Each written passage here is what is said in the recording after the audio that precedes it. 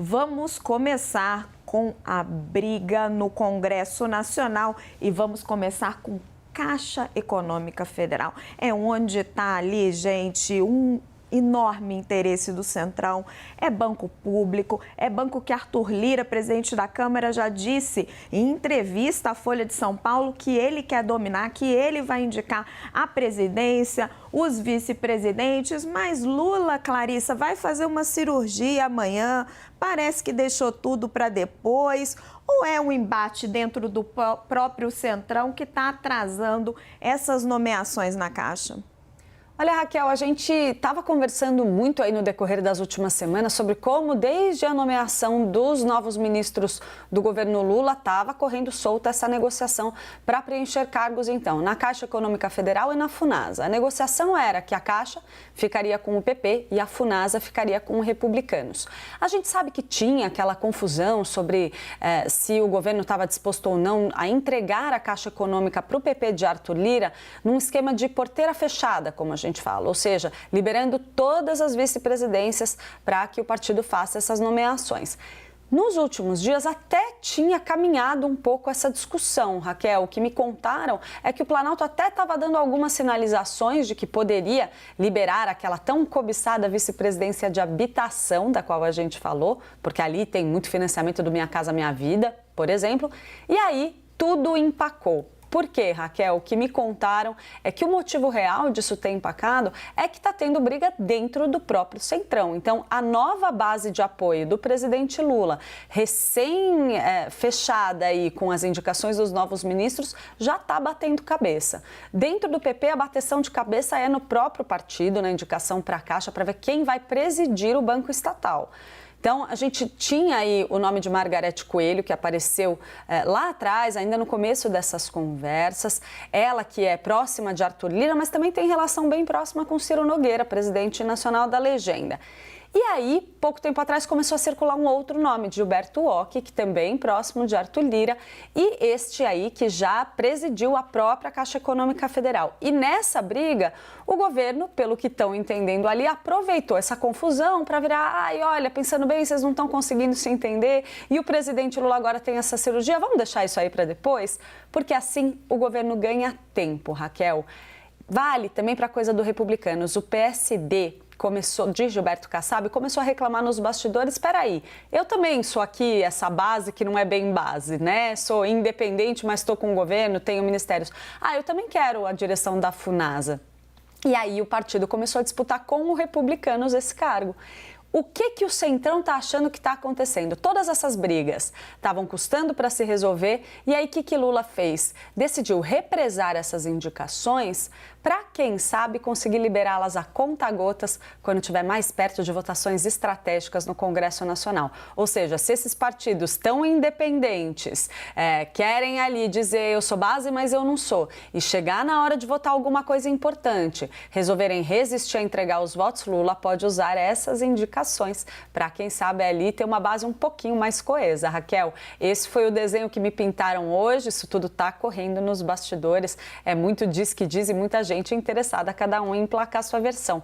Mas essa conta aí eu acho que fecha direitinho, Raquel. Opa, também são muitos interesses, né, Clarissa? Carlinha, vamos colocar o time todo? Yuri Pita, Jussara Soares, bem-vindos, meus queridos.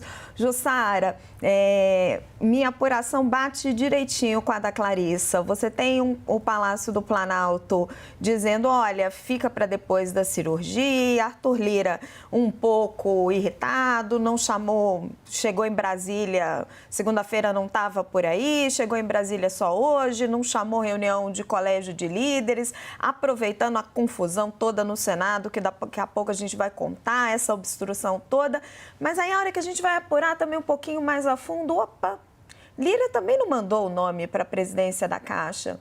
Eles ainda também não conseguiram se decidir ali. Quando ele mandar o nome, me disse uma fonte muito próxima do presidente da Câmara, é que ele vai saber o quanto o Lula vai demorar ou não para fechar essa indicação. Exatamente, Raquel. Boa tarde para você, para Clarissa e Yuri. Por enquanto, o compasso é de espera. O Lula disse que vamos esperar terminar a minha recuperação e aí eu decido isso. Óbvio que no entorno do presidente da Câmara tem uma insatisfação, porque existe uma... Só um momentinho. Porque existe uma intenção de que as indicações elas se concretizem o mais rápido possível. Neste momento, no entanto, não tem uma decisão, como você mesmo disse, do próprio presidente Arthur Lira. Então, fica tudo meio nesse bastidor, o disse que disse, porque isso ajuda a alimentar. Eu acho que tem uma coisa que é importante a gente resgatar, que foi a entrevista do presidente do PP, o Ciro Nogueira, aqui para nós, aqui no próprio 360, falando que essa negociação feita pelo Arthur Lira, ela foi feita por ele, como presidente da Câmara, não ele falando pelo partido. Então, é aquilo que você disse também. É o partido que o Lira diz que está na base, mas o presidente do partido dizendo que não está. Então, essas coisas todas vão avançando. Vamos esperar esses nomes para ver se o Lira realmente apresenta e qual vai ser a disposição do presidente Lula e logo fazer essas mudanças na Caixa. Yuri, e trazendo para você a questão de fundo. A gente tem essa discussão ali dentro do PP para ver qual o nome que vai emplacar, a discussão dos partidos pelas vice-presidências, a discussão dentro da FUNASA, que a Clarissa trazia, o PSD de Kassab ali querendo um espaço, mas entrando na discussão de fundo, um banco público não teria que ter uma gestão técnica para fazer ali as melhores políticas para o banco e para o desenvolvimento do país? Raquel, boa tarde para você, Jussara, Clarissa, quem está com a gente no 360. Seja um banco público, seja um banco privado, precisa ter as melhores pessoas para fazer as melhores gestões. O desafio no âmbito público é conseguir conciliar o ambiente político, a conjuntura política com a necessidade técnica. E aí, daí, para os mais variados motivos, seja para ter gestões que consigam fazer as entregas que se espera de um banco, por exemplo, com a capilaridade da Caixa, um banco responsável por uma série de políticas públicas, para citar duas super cobiçadas pelos políticos, toda a área habitacional, que é um dos entraves para essa negociação ser resolvida, assim como toda a capacidade da Caixa de chegar nos rincões mais afastados, de mais difícil acesso. É a rede bancária mais capilarizada do país. A grande questão também de fundo nessa discussão toda, nesses atrasos, é que todos os lados estão ali estressando ao máximo a corda, testando a elasticidade dessa corda, mas ninguém quer romper essa corda. E o que significa isso? Também da parte do governo, de certa forma, ele tem a sua agenda no Congresso, mas sabe que a sua agenda no Congresso, ou melhor, que a sua capacidade de colocar a sua agenda de votações no Congresso está bem mais reduzida do que já foi no passado, do que foi no primeiro mandato de Lula, no segundo mandato de Lula e mesmo ainda nos primeiros anos do mandato de Dilma Rousseff. A capacidade do Executivo pautar a agenda legislativa recentemente ficou muito desidratada por uma série de motivos. Nesse aspecto, não chega a ser de todo ruim para o governo uma semana como agora, em que há uma obstrução na casa e as votações não vão avançar como se esperava. De certa forma, para um governo que tem questões prioritárias, sim, a gente sabe da necessidade do governo de ampliar a sua arrecadação por meio de uma série de projetos de lei. A gente viu agora há pouco o presidente do Banco Central, Roberto Campos Neto, falando sobre uma dessas propostas que é crucial, que é a taxação dos fundos offshore, etc.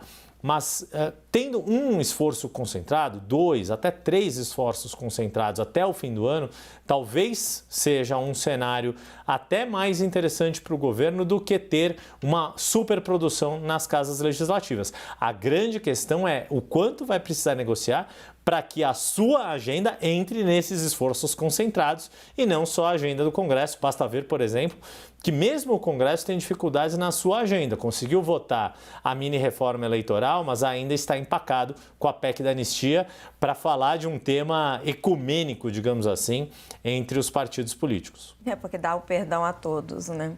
Sobre regras que eles deveriam ter seguido. Obrigado, time.